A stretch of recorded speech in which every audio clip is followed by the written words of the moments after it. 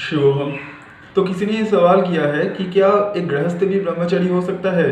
बिल्कुल हो सकता है, क्योंकि ब्रह्मचर्य का मतलब संन्यास नहीं है।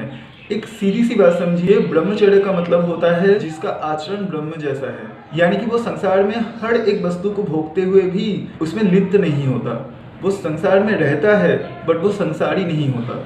और ऐसा इंसान अगर शादी भी करता है तो वो भी समाज के लिए कल्याणकारी है। जैसे कि भगवान शिव, उनसे बड़ा ब्रह्मचारी गृहस्थ कौन है?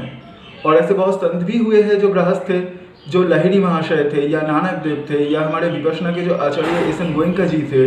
ये सारे लोग गृहस्थ थे, लेकिन इनसे बड़ा ब्रह्मचारी या संत कोई नहीं था। स्त्रियों में भी बहुत से ब्रह्मचारी नहीं हुए हैं। फॉर एग्जाम्पल जो आनंदमयी माँ थी, वो एक उच्च कोटि की साधिका थी, लेकिन वो गृहस्थ भी थी। और माँ दुर्गा की जो 9 रूप है, जो नवरात्रि में मनाया जाता है, उसमें से एक रूप ब्रह्मचारिणी भी है। यानी कि शादी करना ब्रह्मचार्य में बाधा नहीं होता। इनफैक्ट संभोग भी ब्रह्मचार्य में बाधा नहीं है, लेकिन संभोग के लिए किया गया शादी डेफिनेटली ब्रह्मचर्य में बाधा है। कि शादी की कुल मिला के एक ही वजह होनी चाहिए कि आपका मेन गोल हो भगवत प्राप्ति।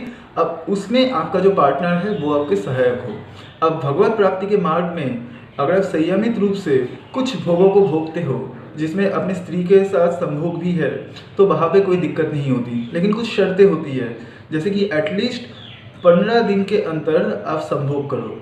इसका मतलब ये नहीं कि हर 15 दिन में आपको करना है, लेकिन अगर आप में सेल्फ कंट्रोल बहुत ही कम है तो कम से कम 15 दिन का अंतर आप में होना चाहिए। दूसरी चीज़ कहा जाता है कि एक ही स्त्री के प्रति समर्पित रहो, यानी कि अपनी स्त्री के सिवा पराई किसी स्त्री को मत देखो।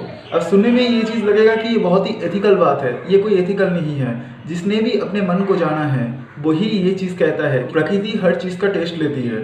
फॉर एग्जाम्पल, हमेशा आपको बेटर ऑप्शंस मिलते रहेंगे, यानी कि जो आपकी पत्नी होगी उससे सुंदर स्त्री आपको मिलेगी, जो आपका पति होगा उससे शक्तिशाली पुरुष आपको मिलेगा।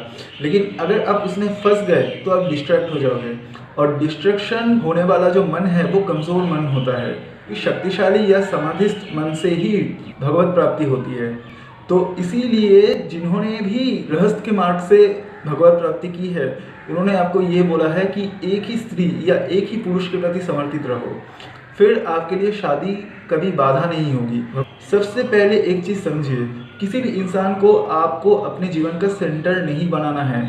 गोल आपका भगवत प्राप्ति ही होना चाहिए। उसमें जो इंसान आपका सहायक है, उसी इंसान को जीवन साथी के रूप में आपको चुनना चाहिए। वही आपकी शक्ति है, और शक्ति के लिए ही शादी की जाती है। क्योंकि जैसे मैंने पहले भी इस चीज़ को स्पष्ट किया था कि या तो आपकी स्त्री आपके लिए शक्ति हो सकती है या भोग की वस्तु। लेकिन न्यूटन का वो फॉर्मूला याद रखना कि हर एक्शन का इक्वल एंड ऑपोजिट रिएक्शन होता है। यानी कि आप अगर किसी स्त्री या पुरुष को भोगने की कोशिश करोगे तो पलट के वो इंसान भी आपको भोगेगा। और अगर आपका पार्टनर आपके लिए शक्ति होगा तो वो भी आपको शक्तिशाली ही करेगा। तो ये आपका डिसीजन होगा कि शादी आपके लिए भोग है या शक्ति।